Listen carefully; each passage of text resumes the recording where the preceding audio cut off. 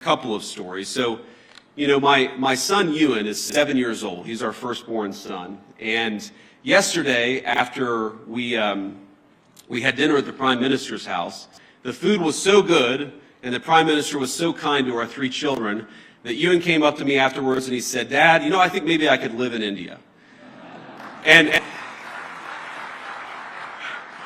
But I think after about 90 minutes in the Jaipur Sun today at the Great Palace, he suggested that maybe we should move to England. So you take the good with the bad here. But I want to talk about Prime Minister Modi because I think he's a special person. I first met Prime Minister Modi at the AI Action Summit in February, and we had a lot of important discussions on AI and other policies to prepare for.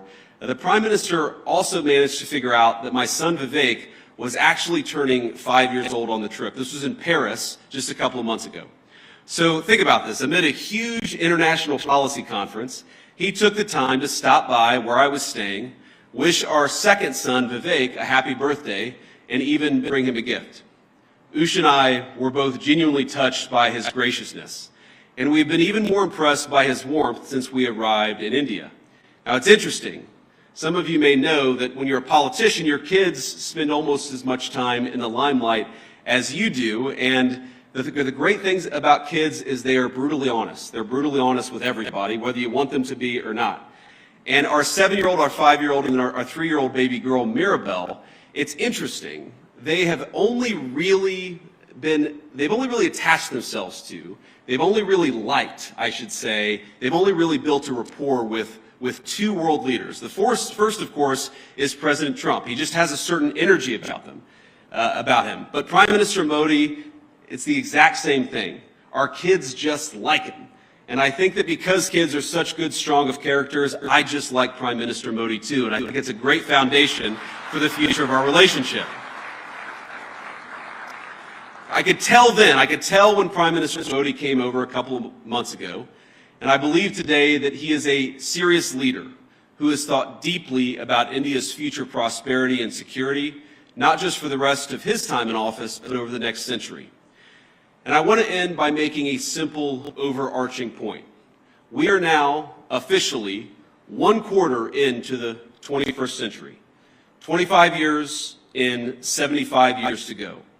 And I really believe that the future of the 21st century is going to be determined by the strength of the United States-India partnership. I believe, thank you. I believe that if India and the United States work together successfully, we are going to see a 21st century that is prosperous and peaceful.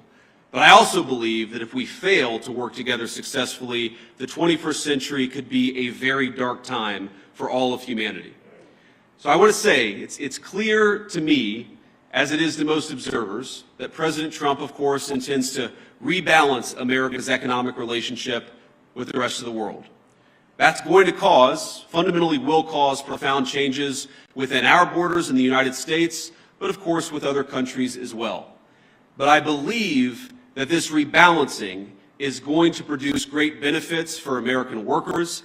It's going to produce great benefits for the people of India. And because our partnership is so important to the future of the world, I believe President Trump's efforts, joined of course by the whole country of India and Prime Minister Modi, will make the 21st century the best century in human history. Let's do it together. God bless you, and thank you for having me.